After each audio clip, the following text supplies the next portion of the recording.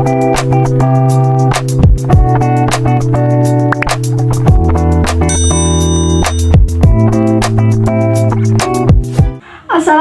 warahmatullahi wabarakatuh. Nama saya Anggita Widadiningrum dari kelas 11 MIPA 4 SMA Negeri 1 Gedung Reja. Jadi, saya akan membahas mengenai struktur sel dan organel sel hewan.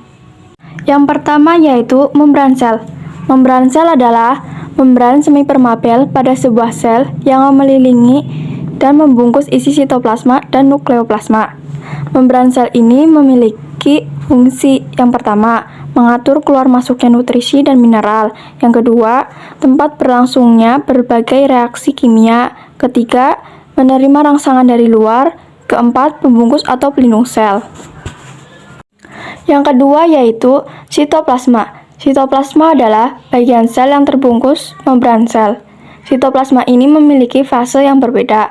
Fase terdapat menjadi dua bagian, yaitu fase gel atau cair dan fase sol atau padat. Sitoplasma juga memiliki fungsi yang pertama, tempat terjadinya mobilitas sel. Kedua, sumber bahan kimia sel. Yang ketiga yaitu retikulum endoplasma. Retikulum endoplasma merupakan bagian dari sistem endomembran. Retikulum endoplasma dapat dibagi menjadi dua jenis, yaitu retikulum endoplasma halus dan retikulum endoplasma kasar. Retikulum endoplasma ini mempunyai beberapa fungsi, yaitu yang pertama, khusus untuk retikulum endoplasma kasar, dia dapat berfungsi sebagai sintesis protein. Lalu untuk retikulum endoplasma halus, berfungsi sebagai dapat mendetoksifikasi sel-sel berbahaya di dalam sel. Lalu untuk fungsi utamanya adalah pengangkut sintesis steroid dan lemak. Yang keempat yaitu mitokondria.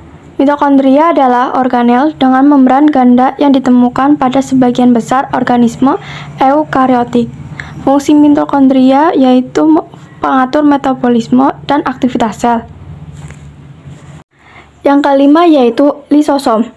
Lisosom adalah organ di dalam sel yang berfungsi mencerna senyawa seperti karbohidrat dan protein. Fungsi lisosom yang pertama yaitu mengontrol pencernaan intraseluler.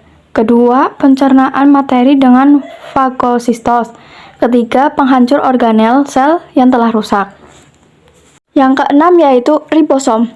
Ribosom adalah organel ukuran kecil dan padat yang terdapat dalam sel dan berperan sebagai tempat sintesis protein.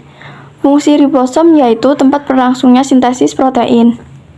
Yang ketujuh yaitu sentriol. Sentriol adalah organel silinder yang terdiri dari mikrotubulus, yaitu molekul berbentuk tabung atau utean protein.